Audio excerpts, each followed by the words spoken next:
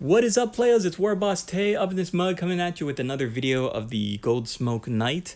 I am so mad at my phone and my iMovie app. I was almost done recording the entirety of this voiceover, and I should have known better. Sometimes when you record a lot of different pictures and clips and everything, if you record just one voiceover track, sometimes it crashes, and it crashed just as I was getting to the end of it. Bummer. I'm gonna have to do it all over again. I don't mind though, because it helped me to really jog my memory on this Goldsmoke Knight from Kingdom Death 1.5, the core set. The core set of the game. It's one of the bigger monsters. I love it, and I love getting bigger with these monsters because it's helping me to build up my stamina for painting eventually the giant Phoenix miniature, which is going to be so much fun. But the Goldsmoke Knight here is one of the bigger monsters. It comes with its own specially sculpted base, which I don't think any of the other miniatures have this individually sculpted base. And it's beautiful. It's got a big bulging belly, and it's got a lion pelt over its back. It's got smoke coming out of its armor. And here's a little bit of the dessert before we get into the main course. I want to show you what it looked like all painted up so you can see if you're collecting Kingdom Death, if you're interested in getting into it, you want to see what these models look like. There are not many great pictures of these models painted online. I want to add to the painted finished figures that you can find online. And so if you're on YouTube and you're curious and you're interested and you Googled Goldsmoke Knight or Kingdom Death monsters and you haven't found something you really liked yet, I hope this video will kind of explain to you my process of putting the model together and hopefully get you fired up and inspired. So the Goldsmoke Knight mostly comes on one half of a frame here. You can see its legs, its torso, the back, the helmet. There's that specially sculpted base right on the edge. It's got so much great detail, skulls and different textures, and it's got the place where you put its feet, so that's beautiful.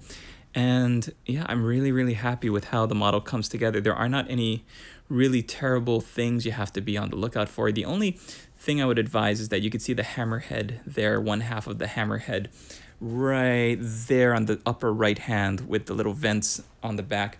It's a little tricky because it does not exactly line up to the rest of the hammer. So you're going to have to hold it in place. You're going to have to get some good plastic cement that will melt it in place. I made the mistake of thinking I could leave it.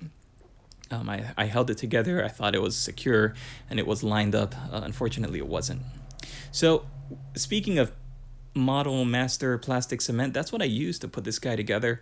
I washed the pieces in a warm soapy water, and then after it dried, I just took the model cement to it and it went together really nicely.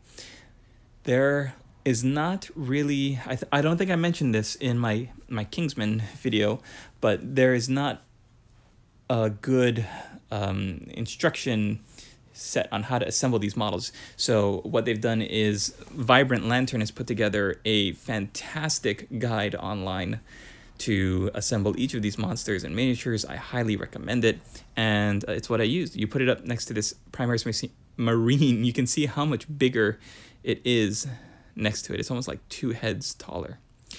So here's how it looks all put together, and like I said, the only thing that really gave me trouble was the hammerhead. The next morning I came back in and it was almost hanging askew, almost like completely off and away, out of alignment. And so it was a little bit of a hassle to kind of realign it after the plastic cement had already dried somewhat. But everything else in the miniature went together great. I love its pose. Look, he's just standing there, and he's got that hammer in one hand, just kind of hanging out behind him, just holding it nonchalantly. And I think it is terrific. This model has got to be one of the more powerful and intimidating miniatures in the game, because the way they've sculpted him, he's not messing around. He looks like a boss in the game that you would have to build up for. And you can tell that because his body is so massive. You can see the stomach just jutting out there. His silhouette, the frame of his shoulders just makes him really wide, and tall with the smoke coming out of his head. So I'm not really sure what his story and his fluff is, but I like how they made him look so looming, especially where he's positioned on that base, and how that base gives him a little bit of extra height. It really all adds together to make this one of the more beautiful sculpts in the game. So after I built this guy up, I primed him with, I believe I used a Games Workshop, you know, those guys. They come out with some really great paints and primers now. I wish they came out with Rakarth Flesh. I don't think they came out with that. That would really help some of their other miniatures. But for this one, I decided I was either going to use Retributor Armor, which is going to take care of the majority of the gold as a primer, or Mechanicus Standard Gray. I decided to go with Mechanicus Standard Gray as the primer for no other reason than because I didn't want to be locked into the color Retributor Armor, which is a great gold armor to paint if you want to do a bunch of Primaris, or not Primaris, what the heck are they called? Sigmarines, Stormhost, those guys. If you want to do a bunch of those really quickly, taking a spray can of Retributor Armor would be really helpful. But I decided when I was going to prime this guy, I wanted to really work on the base. I wanted to work on the smoke. I wanted the gold armor to be a focus point. So I decided to go with Mechanicus Standard Gray. It really worked out. I was digging through my metallic paints, and I came across an old color that I used for some commissions a while back, and it's a black gold from the Scale Color range, and I really love it. It comes out and gives this finish of a really dark gold, and it's muted. It doesn't have a lot of really big shining flakes on it, but it still has enough that when you turn the model, you can see it catching the light, and it's just a beautiful metallic paint for an old, almost like antique gold. So that's what I use for the gold. For the pelt, I realized when I was painting it, he's got these hands, right? He's got these fingers, and that reminded me of the White Lion. I think it was such a great idea for them to carry over the motif that you've got the White Lion monster, which is a monster that fell in love with petting its human victims so much that one day it woke up and its hands, or its paws, had magically transformed into hands, and it's so messed up because now it's all in pain. It doesn't know how to use human hands with fingers, and it's like just this angry monster with human hands, and it's just an agonizing experience for it. I love it. It's terrific. So I kind of painted the pelt and the fingers the same way that I painted the White Lion. I also decided to go with a light-colored tabard, and that's basically just Rakarth Flesh shaded with Agrax Earthshade mixed with Nuln Oil.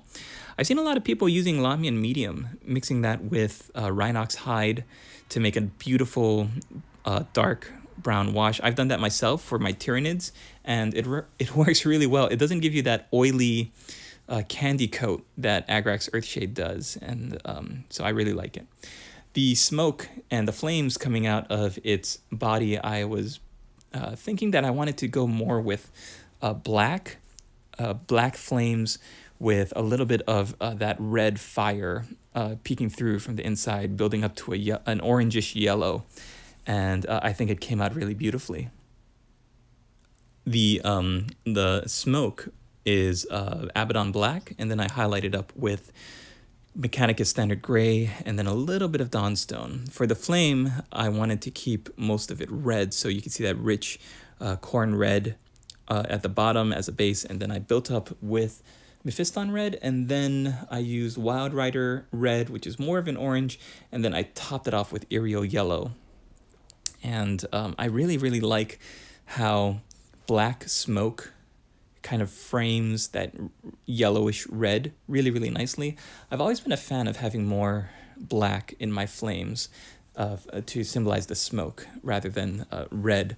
I think having especially like sculpted flames is just not really interesting to me. So when I have to do it, I like to have the impression of the fire, the suggestion of a fire without making the whole thing just red and yellow. So you can see a lot of black in my flames. And the great thing about having black smoke in your flames is that you can highlight and pick out the details, and your eye can distinguish all the different surface textures of that smoke when you put a little bit of gray in. And you know, when you look at a real fire, like a house fire or a building on fire, the black smoke does have a lot of variations and gradients. So you're gonna have a little bit of different shades of dark gray in that black. So carrying that over, I used black as the color for his belt, just as an accent point. I don't really know if there's anything else to say. The main three colors you're going to see when you look at this model are the black, red smoke. You're going to see the gold of the armor, and then the white of the lion's pelt, as well as the tabard. The base I had a lot of fun playing with. It reminded me a lot of when I painted my Dreadfleet commission a couple of years back. You're basically just slapping Mechanica Standard Gray on the entire base, and then doing a little bit of, it was Thraka Green at the time, but Biel-Tan Green, kind of like as moss lining the belt, lining the rock, and then just building up the shades of gray with Dawnstone, Administratum Gray, and there you go, simple as that. So there you go, everyone. Thanks for joining me. I hope you've enjoyed this video. Daniel Sprinkle, I hope you're enjoying painting your Kingdom Death models. And all of you out there, if you haven't gotten a set, then why not? Pick one up. Latest, players.